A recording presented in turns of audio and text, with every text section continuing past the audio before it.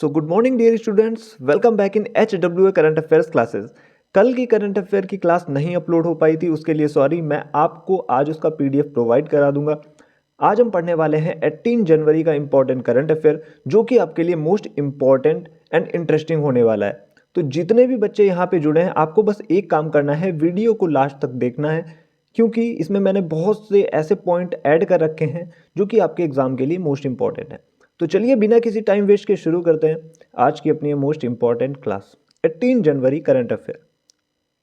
पहला क्वेश्चन आपके सामने है, हाल ही में सिंगापुर ने किसे मानद नागरिक पुरस्कार से सम्मानित किया है? तो ये पुरस्कार दिया गया है तरुण दास को। यह पुरस्कार सिंगापुर के राष्ट्रपति थरमन शनमुगरत्नम द्वारा दिया गया है। और ये क्यों दिया गया है? ये भारत सिंगापुर के संबंधों को मजबूत करने के लिए दिया गया है। यह पुरस्कार उन व्यक्तियों को दिया जाता है जिन्होंने व्यवसाय, विज्ञान, प्रौद्योगिकी, शिक्षा, स्वास्थ्य, कला और संस्कृति जैसे क्षेत्रों में प्रभाव डाला है। तो अब हम चलते हैं अपने नेक्स्ट क्वेश्चन की तरफ। हम आ चुके हैं सेकंड नंबर के क्वेश्चन पे। सेकंड नंबर का क्वेश्चन है हमारा, हाल ही में प्यूमा इंडिया ने किसे अपना ब्रांड एम्बेसडर बनाया है? तो अभी प्यूमा इंडिया ने अपना ब्रांड एम्बेसडर बनाया है PV सिंधु को, जो कि बैडमिंटन प्लेयर है। अब हम बात कर लेते हैं PV सिंधु को किसने किसने अपना ब्रांड एम्बेसडर बनाया है। तो PV सिंधु को अभी देखिए पूमा इंडिया ने बनाया, और वेलनेस ब्रांड होप्स का इनको ब्रांड एम्बेसडर बनाया गया। ग्रीन डेज बेटर न्यूट्रिशन का ब्रांड एम्बेसडर नियुक्त किया गया, और हेल्थ मिनिस्ट्री ने इनको तंबाकू नियंत्रण हेतु ब्रांड एम्बेसडर अभी हाल ही में बनाया था। बात करते हैं शिखर धवन को इंडियन मोटो GP का ब्रांड एम्बेसडर बनाया गया। ये क्वेश्चन एग्जाम में आ चुका है। और मनु भाकर को union ministry of ports, shipping and waterways का ब्रांड एम्बेसडर बनाया गया। अब हम चलते हैं थर्ड क्वेश्चन की ओर। हम लोग आ चुके हैं अपने थर्ड क्वेश्चन पे। हाल ही में गान नगाई महोत्सव कहाँ मनाया गया है? तो गान नगाई महोत्सव मनाया गया है मणिपुर में। बात हुई है मणिपुर की, तो मणिपुर की कैपिटल है इम्फाल। यहाँ के चीफ मिनिस्टर हैं N बीरेन सिंह। गवर्नर की बात करें तो वो हैं अजय कुमार भल्ला।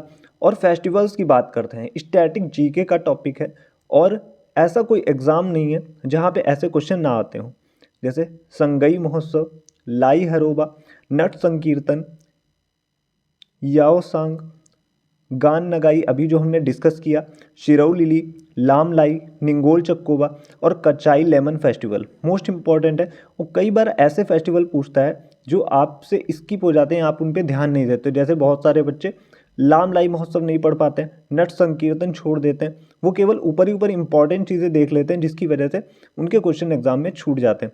तो आप अगर त्यौहार पढ़ रहे हो तो हर एक त्यौहार को एक बार आप लोग देख लीजिए। अब हम चलते हैं फोर्थ नंबर के क्वेश्चन की तरफ। फोर्थ नंबर का क्वेश्चन आपके सामने, हाल ही में भारत तथा किस देश ने 2026 को दोहरा वर्ष घोषित किया? तो भारत ने और स्पेन ने 2026 को दोहरा वर्ष घोषित किया है। विदेश मंत्री S जयशंकर ने घोषणा की है कि भारत व स्पेन 2026 को दोहरे वर्ष के रूप में मनाएंगे। तो ये संस्कृति, पर्यटन और AI वर्ष मनाया जाएगा। उद्देश्य क्या है? द्विपक्षीय संबंधों को मजबूत करना। अब हम चलते हैं नेक्स्ट पेज पे।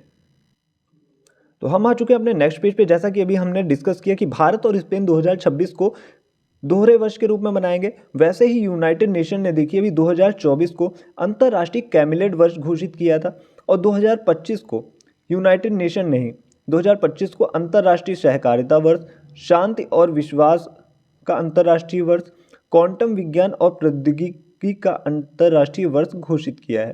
क्वेश्चन कैसे एग्जाम में आएगा कि किसने 2025 को क्वांटम विज्ञान और प्रौद्योगिकी का अंतर्राष्ट्रीय वर्ष घोषित किया है?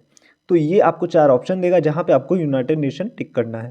अब हम बात करते हैं, एक और पॉइंट इंपॉर्टेंट है करंट के लिए। रक्षा मंत्रालय ने 2025 को सुधारों का वर्ष घोषित किया, ये भी आप लोग याद रखिएगा। अब हम चलते हैं क्वेश्चन नंबर 5 पे। क्वेश्चन नंबर 5 आपके सामने है, हाल ही में एथलेटिक्स फेडरेशन ऑफ इंडिया की एथलीट कमीशन की चेयरमैन किसे नियुक्त किया गया है? तो ये चेयरमैन बन गई हैं अंजू बॉबी जॉर्ज, जो कि लॉन्ग जंपर हैं। अंजू बॉबी जॉर्ज की बात करें, इन्हें अर्जुन अवार्ड 2002 में मिला था, पद्मश्री 2004 में मिला, राजीव गांधी खेल रत्न पुरस्कार 2003 में दिया। अब हम बात करते हैं 6 नंबर के क्वेश्चन की। कनुमा महोत्सव कहाँ मनाया गया? तो भी कनुमा महोत्सव मनाया गया है तेलंगाना में। ये कि मवेशियों का त्यौहार है और उसमें जो किसानों के द्वारा यंत्र उपयोग किए जाते हैं, कृषि यंत्र, उनकी भी पूजा होती है। बात करते हैं तेलंगाना की कैपिटल की, वो है हैदराबाद। यहाँ के चीफ मिनिस्टर हैं रेवंत रेड्डी, गवर्नर है जिष्णुदेव वर्मा। और जो फेस्टिवल्स हैं अक्सर एग्जाम में पूछे जाते हैं, बथुकम्मा महोत्सव, बोनालू महोत्सव और अलाई बलाई महोत्सव, ये इंपॉर्टेंट महोत्सव है तेलंगाना के। अब हम बात करते हैं 7 नंबर के क्वेश्चन की। 7 नंबर का क्वेश्चन आपके सामने है, दिल्ली हाई कोर्ट के चीफ जस्टिस अभी हाल ही में कौन नियुक्त हुए हैं? तो ये बने हैं देवेंद्र कुमार उपाध्याय। ये चीफ जस्टिस अक्सर जल्दी जल्दी चेंज होते रहते हैं, तो जब भी आप एग्ज़ाम देने जाओ तो एक बार इन चीज़ों को रिवाइज ज़रूर कर लीजिएगा। बात है हाई कोर्ट की। हाई कोर्ट आता है आर्टिकल 214 से 231 तक। टोटल हाई कोर्ट भारत में कितने हैं? 25 हाई कोर्ट हैं। 25वां अमरावती हाई कोर्ट है। फर्स्ट फीमेल जज हाई कोर्ट की कौन थी? तो अन्ना चांडी थी, जो कि केरल हाई कोर्ट की थी। First female chief justice of India कौन थी? लीला सेठ थी, जो कि हिमाचल प्रदेश हाई कोर्ट की थी। अब हम बात करते हैं 8वें इंपॉर्टेंट क्वेश्चन की, जो कि है, किस भारतीय महिला ने वनडे मैच में सबसे 30 शतक लगाने का रिकॉर्ड बनाया? तो ये बनी है स्मृति मंधाना। ये क्वेश्चन मैं आपको बता चुका हूँ, जिन्होंने अभी ये 70 गेंदों में अपना शतक पूरा कर लिया है। और एक और इनसे करंट का पॉइंट था, इसीलिए मैंने क्वेश्चन आपको रिपीट कराया कि सबसे तेज 4000 रन भी इन्होंने ही पूर्ण किए हैं। अब हम चलते हैं नेक्स्ट पेज की तरफ। हम लोग आ चुके हैं अपने नेक्स्ट पेज पे। 9 नंबर का क्वेश्चन है, परशुराम कुंड मेला 2025 कहाँ शुरू हुआ? तो ये शुरू हुआ है अरुणाचल प्रदेश में। परशुराम कुंड एक हिंदू तीर्थ स्थल है। ये लोहित नदी के निचले हिस्से में स्थित है। बात हुई अरुणाचल प्रदेश की, तो यहाँ की कैपिटल है ईटानगर। यहाँ के चीफ मिनिस्टर हैं पेमा खांडू और गवर्नर हैं केटी परनैक। दर्रे की बात करें जो कि पास हैं, फेमस पास कौन कौन से हैं? बोमडीला दर्रा, दिफू दर्रा, दिहांग दर्रा और योंगयाप दर्रा मोस्ट इंपॉर्टेंट है यहाँ का। 10th क्वेश्चन की बात करें, हाल ही में पुनर्गठित परमाणु ऊर्जा आयोग के अध्यक्ष कौन नियुक्त हुए? तो ये बने हैं अजीत कुमार मोहंती। ये थे आज के इम्पॉर्टेंट 10 करंट अफेयर के क्वेश्चन। और आज की वीडियो में जो स्पेशल पार्ट था वो है आपके लिए, अब डेली 1-9 10 क्वेश्चन आपके सामने आएंगे, जो कि प्रीवियस ईयर करंट होगा, जो कि आपके लिए मोस्ट इंपॉर्टेंट होगा। और इतने कम टाइम में आपको करंट कहीं देखने को नहीं मिलेगी। तो चलते हैं अपने उन 10 क्वेश्चंस की तरफ, जो कि आपके लिए मोस्ट इंपॉर्टेंट होने वाले हैं। ये हैं आपके सामने वो 10 क्वेश्चन जिनका मैं डेली आपको ऐसे रिवीजन करवाऊंगा। ऐसे नए नए क्वेश्चन आपके सामने आते रहेंगे, इनका पीडीएफ आपको मिलता रहेगा, जिससे आपकी करंट अफेयर और स्ट्रांग हो जाएगी। पहला क्वेश्चन है, डेविल स्ट्राइक युद्धाभ्यास अभी हाल ही में होने वाला है भारतीय सेना और भारतीय वायुसेना की पूर्वी कमान के मध्य। याद रखिएगा आप लोग। सेकेंड नंबर का क्वेश्चन है, ये भी करंट का ही है, पर्यावरण योगदानकर्ताओं को कौन सा देश 10 वर्ष का ब्लू रेजिडेंस वीजा देगा? तो ये देने वाला है यूएई। तीसरा क्वेश्चन है, ये आप लोग पढ़ भी चुके हैं, माउंट ईबू ज्वालामुखी में भयंकर विस्फोट हुआ, ये कहाँ पड़ता है? ये पड़ता है इंडोनेशिया में। 55 वर्ष की उम्र में माउंट एवरेस्ट फतेह करने वाली सबसे उम्रदराज महिला कौन बनी है? ये है ज्योति रात्रे। ये क्वेश्चन भी मैं आपको पढ़ा चुका हूँ। प्रोजेक्ट ईशान का संबंध किससे? भारतीय सरकार ने अभी प्रोजेक्ट ईशान शुरू किया है। इसका संबंध है एक देश एक हवाई क्षेत्र से। अब हम बात करते हैं 6 नंबर के क्वेश्चन की, ये भी आप लोग पढ़ चुके हो। अंतरराष्ट्रीय बुकर पुरस्कार 2024 किसे मिला?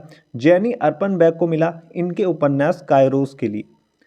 7 नंबर का क्वेश्चन है आपके सामने, दूसरा एआई शिखर सम्मेलन कहाँ आयोजित होगा?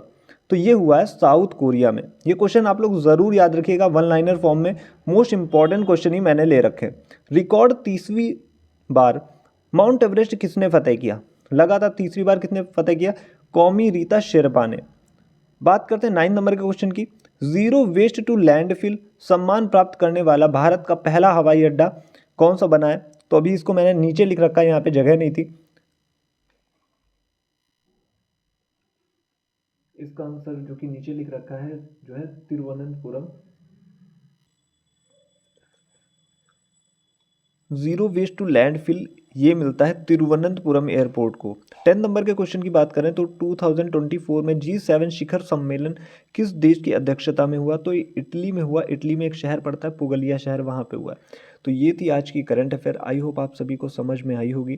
तो जो भी बच्चे करंट अफेयर को लास्ट तक देख रहे हैं वो लोग ज़्यादा से ज़्यादा इसको शेयर करें और पहली बार है तो चैनल को सब्सक्राइब करके बेल नोटिफिकेशन ऑन कर लीजिएगा, जिससे नेक्स्ट वीडियो का नोटिफिकेशन आपके पास टाइमली पहुंच जाए। और अभी हम पूछने वाले हैं आज का क्वेश्चन, जिसका आंसर आपको कमेंट बॉक्स में देना है। तो ये क्वेश्चन है आज का आपके लिए, जिसका आंसर आपको कमेंट बॉक्स में देना है। देश का सबसे लंबा समुद्र पुल कौन सा है? जो भी बच्चे इसका राइट आंसर देंगे मैं उनको स्टोरी में मेंशन करूंगा। आज के लिए इतना ही, मिलते हैं next day next important current affairs के साथ। Thank you.